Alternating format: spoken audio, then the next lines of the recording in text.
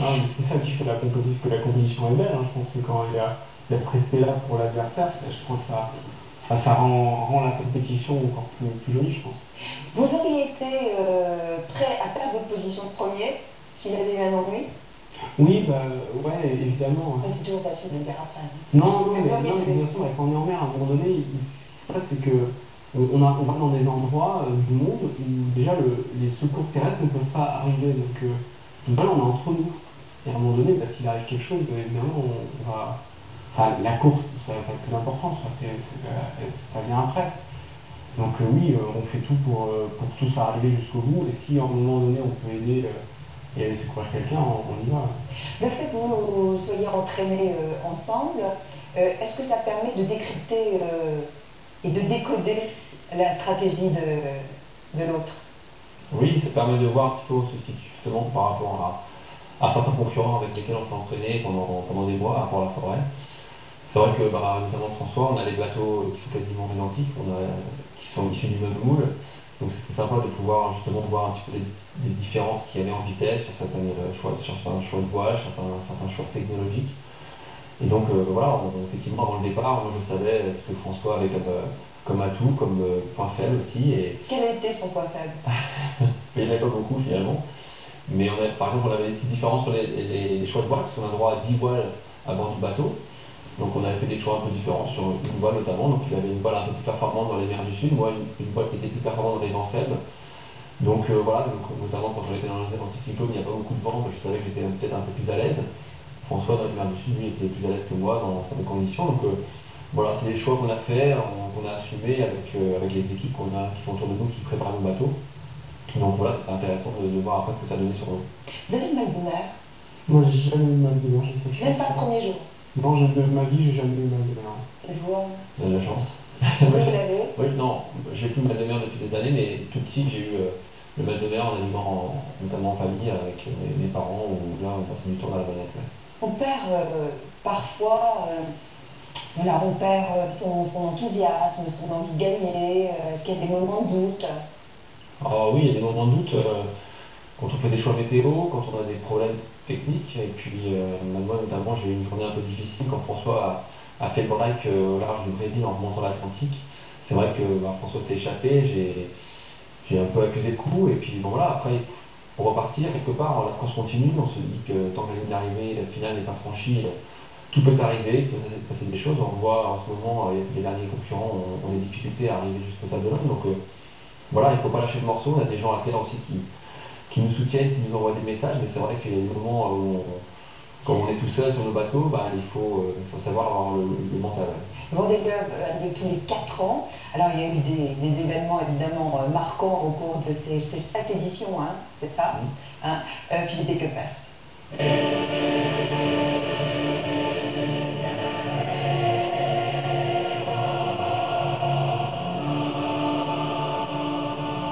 Titouan Lamazou, Alain Gauthier, Christophe Auguin, Vincent Rioux, Michel Desjoyaux et François Gabard, tous ont écrit la légende du Vendée Globe après des mois de solitude en mer, sans escale et sans assistance. Mais on va pas se raconter l'histoire. Celle que l'on appelle l'Everest des mers reste la compétition la plus difficile en solitaire.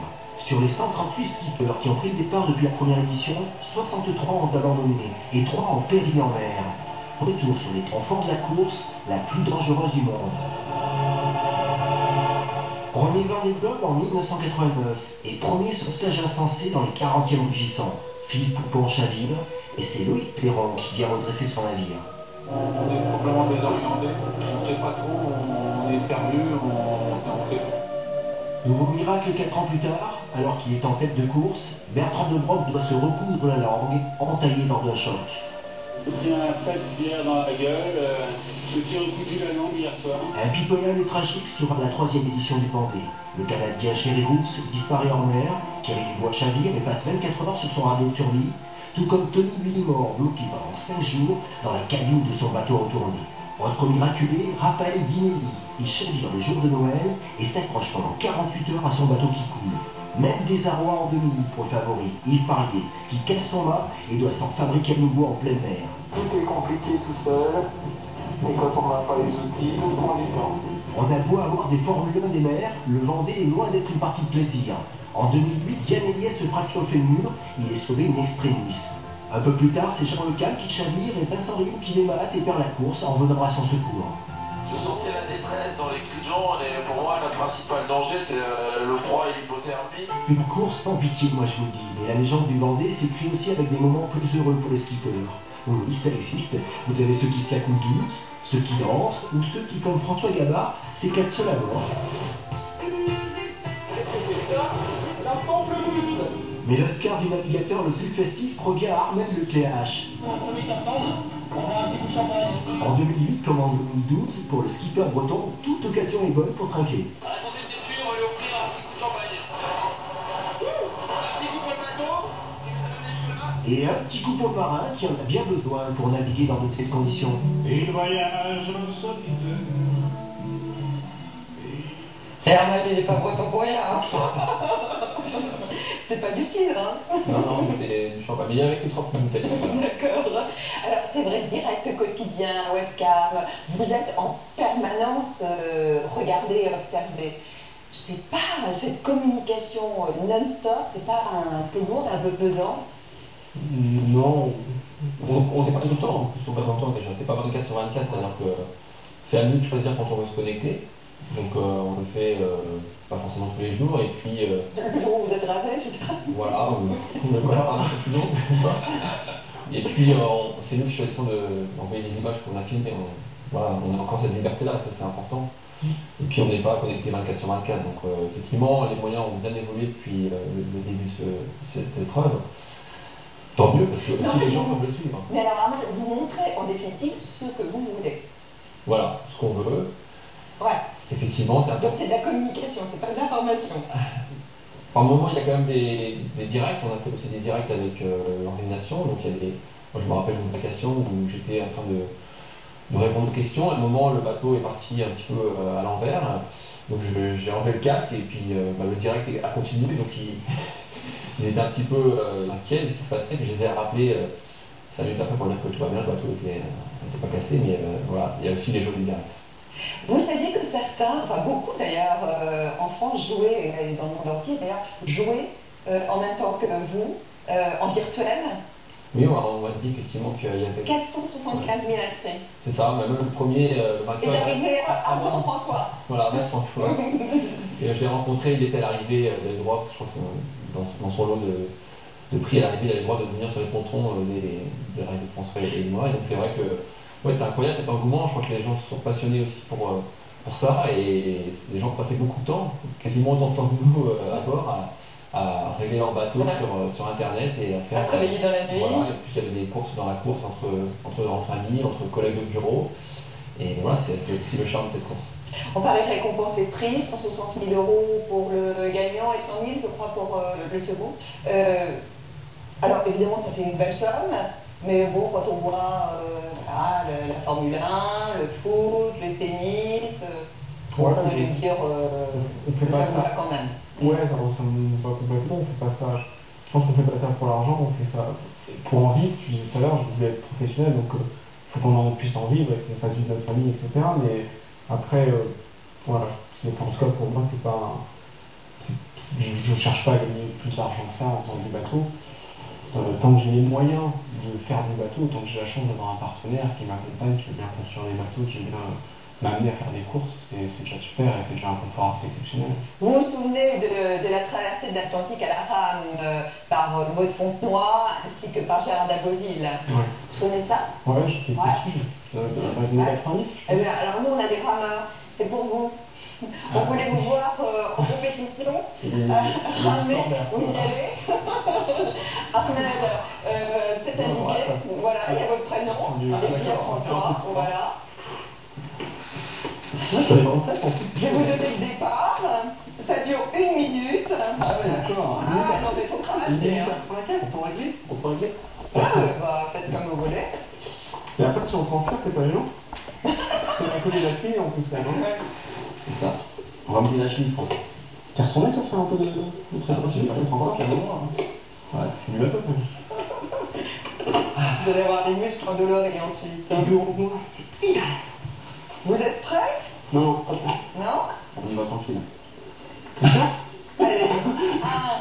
Alors attention. 5, 4, 3, 2, 1,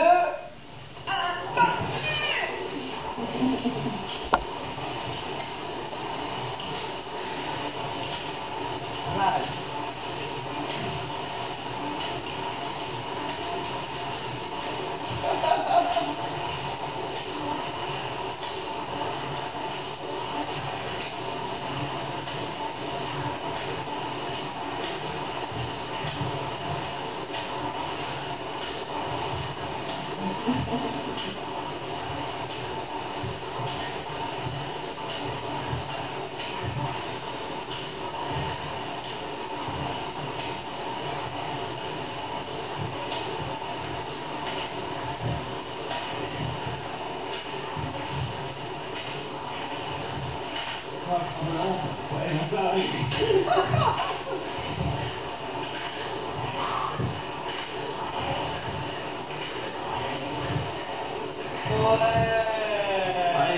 Allez, c'est presque il était con, il a quand même un petit plus fort.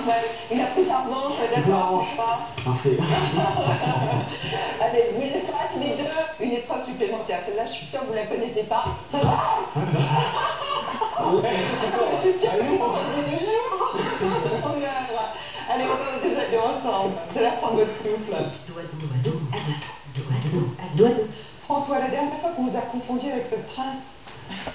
Allez, toi. Bon, je pense que c'était avant le Vendée Globe. En tout cas, c'est avant le Vendée Globe qu'on a dit qu'on avait fait. Est-ce qu'avant de rencontrer vos compagnes, vous avez beaucoup ramé en amour? Tout le monde. Un petit peu, ouais. La vie est parfois compliquée.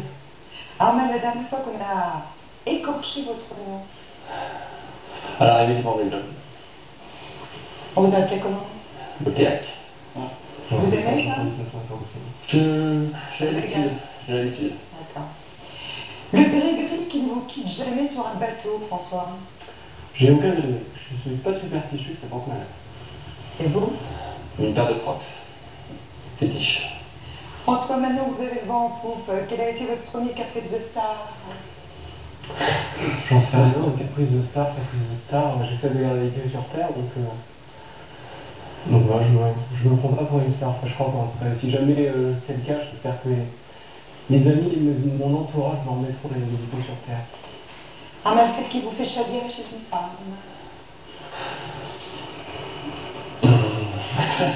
C'est spontané, au moins. Un peu sourire. Armel, un terrain sur lequel vous êtes sûr de battre François. La piscine. Là, je ne vais plus. Est-ce que vous pratiquez l'onanisme en mer? Je veux dire quoi? Alors, on est que des marrants, des départements, on a quand même des émissions culturelles. On peut là. Eh bien, c'est la masturbation. Ah, d'accord. Juste au moment le plus intéressant. Savoir qu'il se branle en mer. Oh putain. Qu'est-ce que tu as fait là? Ben, j'ai rien fait. Comme ils ont cette nuit, ils étaient en retard sur les programmes. Nat a pris vachement.